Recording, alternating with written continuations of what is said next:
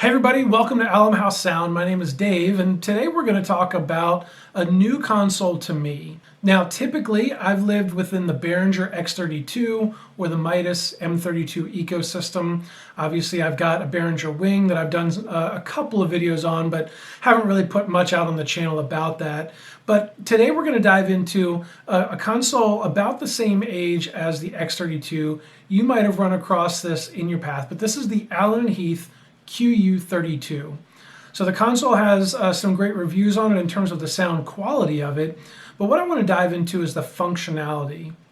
The X-32 has so many ins and outs, bits and pieces, and some routing configurations, and I want to see what the Allen Heath ecosystem at its kind of base level has to offer, what you can do with this console, the QU-32, and how can we use it in a live environment.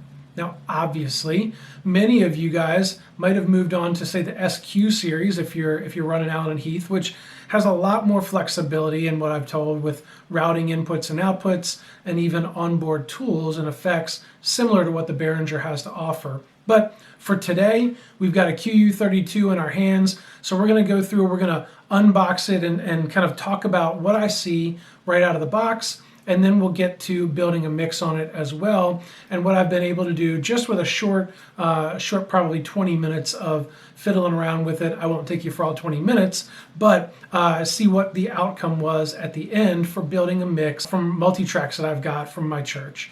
Well, that's it. Let's dive into the console. Let's get started.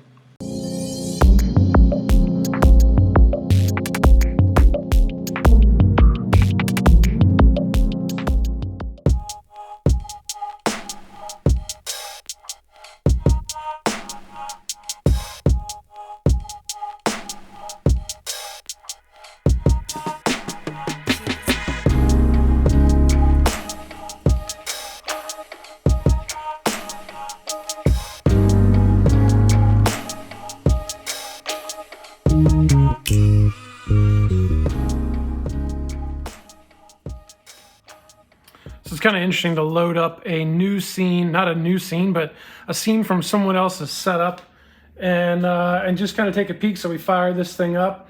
It's kind of neat. It's got some user settings in here. So they've got like an admin setting, which has a scene that's set to run.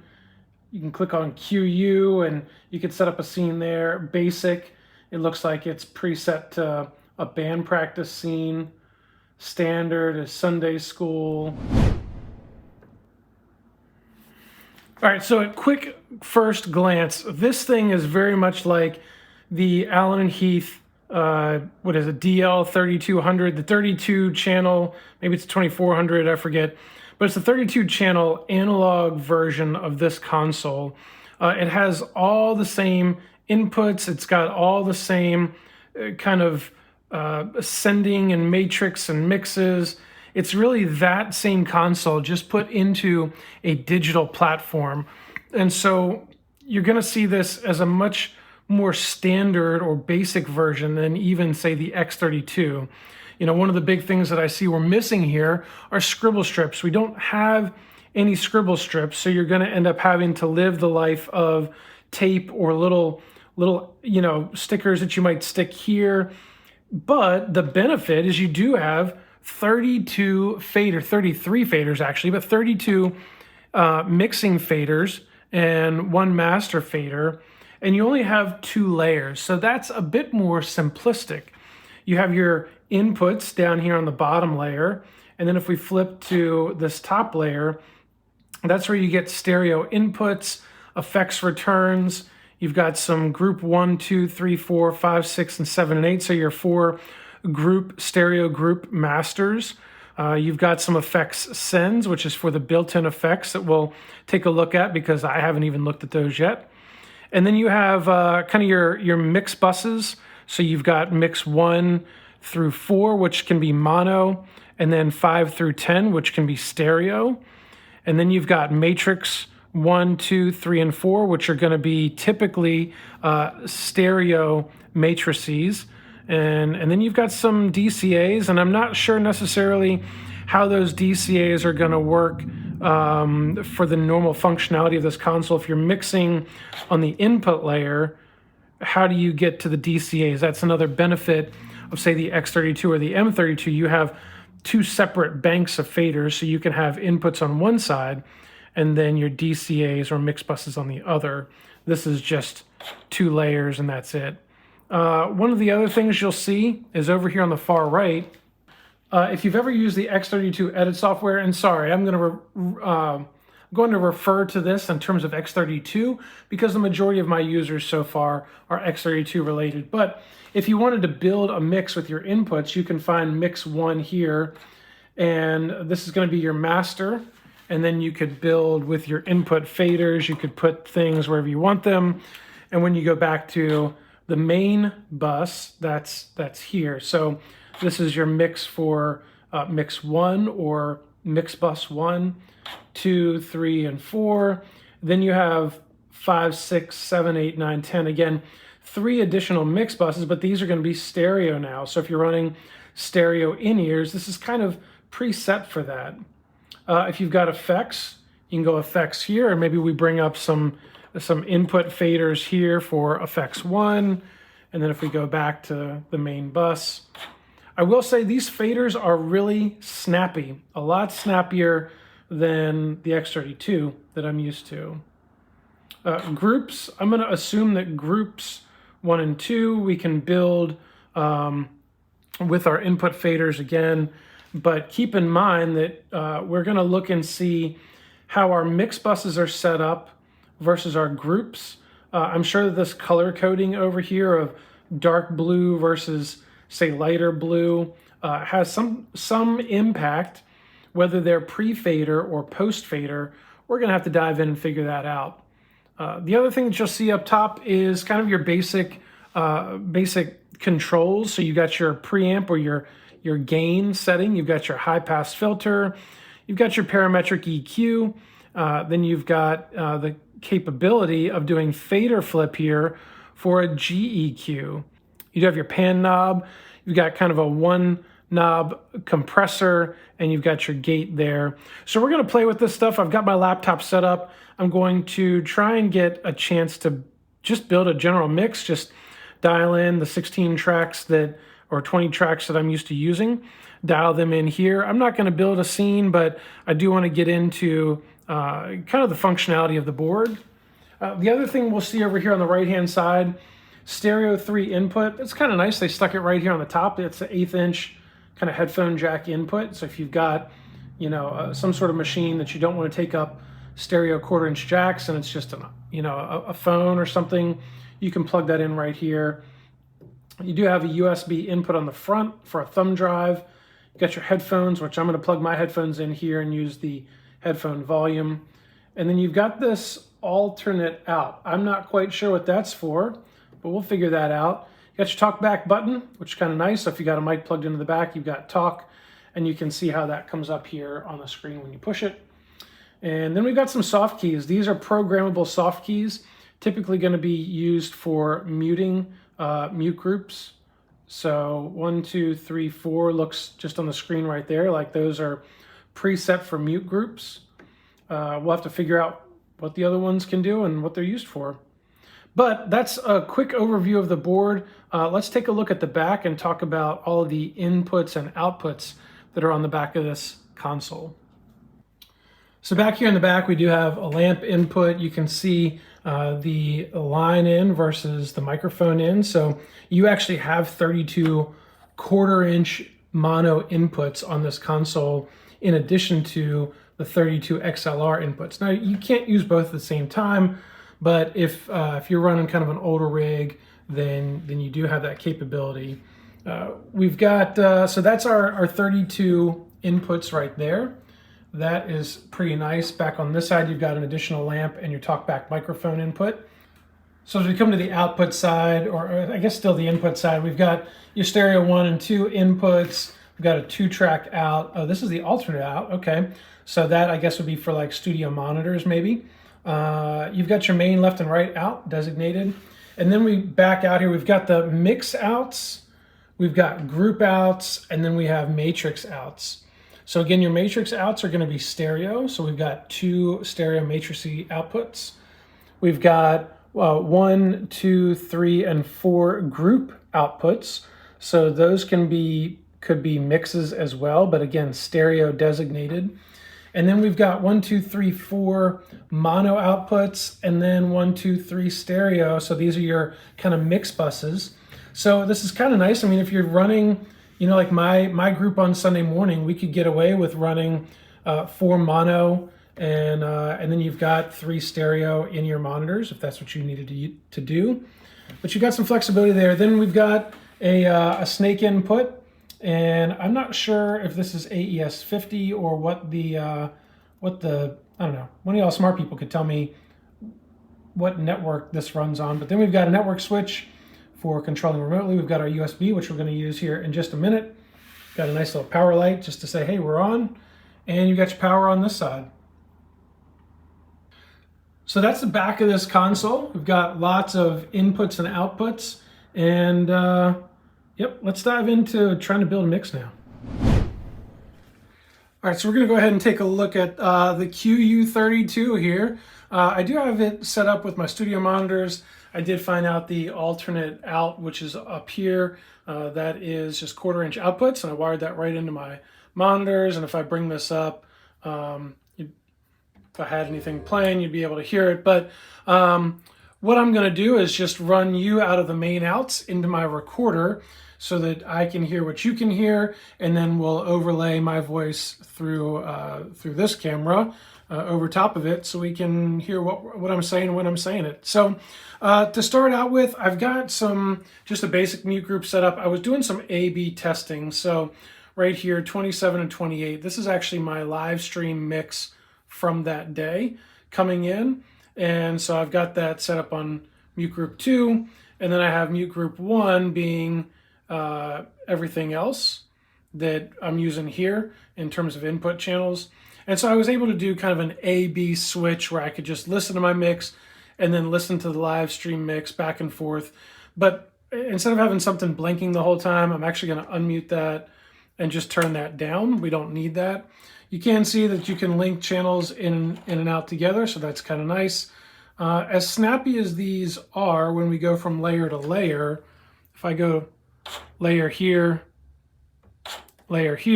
you can see how fast they go. But it is kind of interesting how kind of lazy the second fader is when you're moving them as a group. I'm sure it doesn't impact the actual sound that comes out, but that's just something I noted. But I've got a decent little mix going on here. I will mute the vocals right now because that's most likely to get me copyrighted. And yeah, we'll just bring up the main mix and kind of see what I've got so far. Actually, if I'm smart about this, I can kind of add things in as we go. So this should be drums first, then we'll add bass. We've got 2 electric guitars. One is here on channel 8, one is here on channel 11.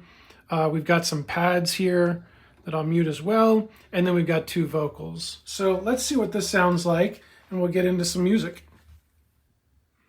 And just for a reference, this was part of our pre-service rehearsal. So you hear kind of some counting in and potentially some talking and stuff like that as well. But here we go.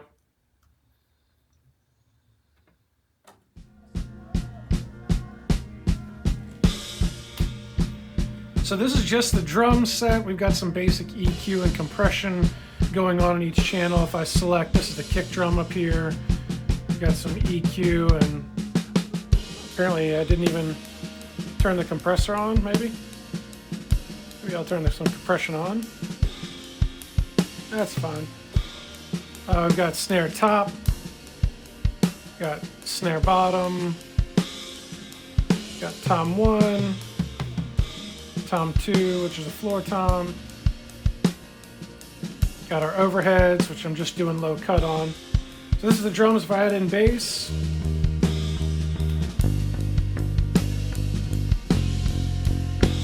I had to really add in some EQ to get the top end out of it.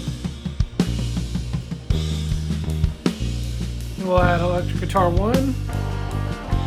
Got him panned to the left. And that's the electric guitar, just running some compression on, some low cut on him. Electric guitar 2. In the right ear there, so if I mute the first one, more of a rhythm guitar. We'll bring in the pads. So if I mute the two guitars, hear the pads there.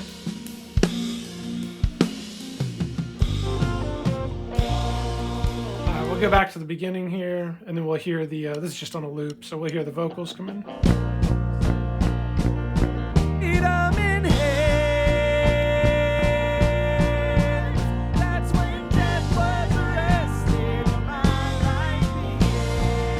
And I've got our effects muted right now.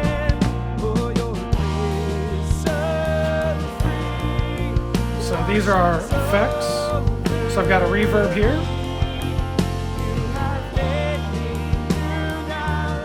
If I mute it, it's pretty straight up. That gets a little wider. And this delay.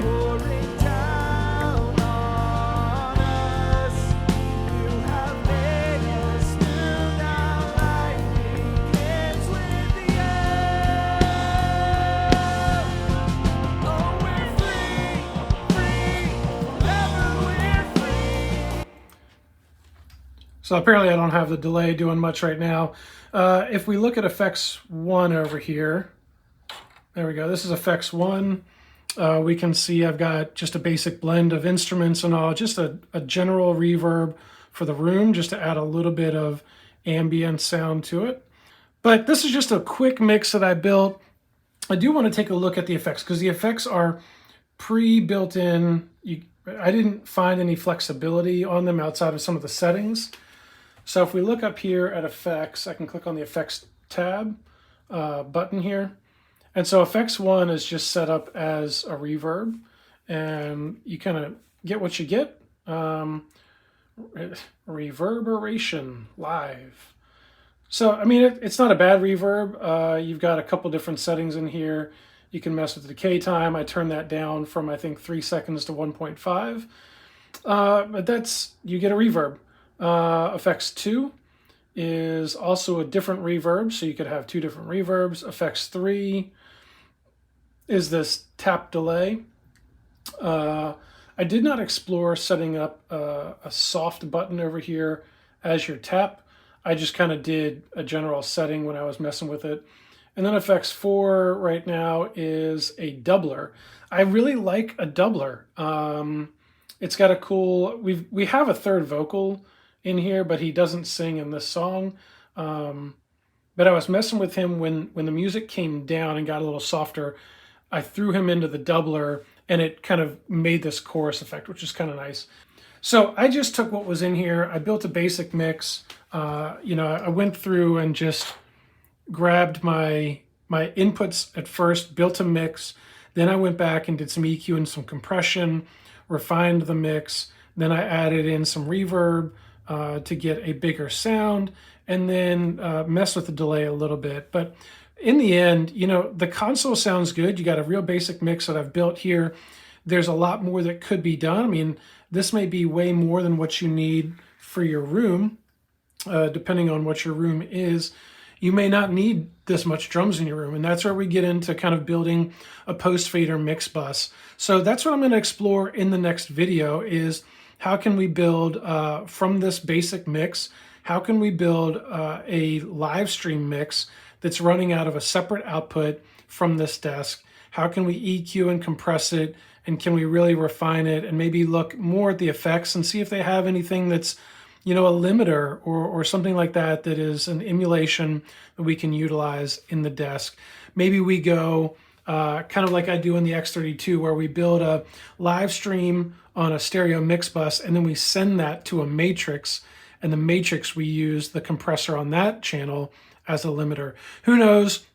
Lots of things to explore, but for right now, I'm happy with where I've started on the console. It was very user-friendly having all 32 channels kind of, right here on the main face, and only one additional layer here. But we've got some additional functionality to look at and explore in some upcoming videos. All right, well, there you go. So looking at this, it looks a lot like the original console, that GL2400, just shoved into a much more compact, portable, and lightweight, I should say, platform. Now, obviously we've got more things to dive into with this console. I'd love to find out more about how to use these mix buses. Are the DCAs even really relevant? If you're not on that layer, how can you really use them? But I want to dive more into the console, see how we can really get the most out of this console. How many times can I say console in one video? So we're going to wrap it up there. We will see you guys in that next video. Go ahead and hit the like button and the subscribe button, and let me know down in the comments if you have used this Allen Heath QU-32 or maybe even the SQ series. Now I know you've got the Allen Heath D-Live, which is kind of their flagship console, which is amazing. I have worked on the D-Live in the past and I really love that board, but this is what I've got access to right now. But let me know if you've used anything in the Allen Heath ecosystem, what your thoughts are about it, and what things I should check out on this QU series as I dive into it. All right, well that's it. We'll catch you in the next video. Peace.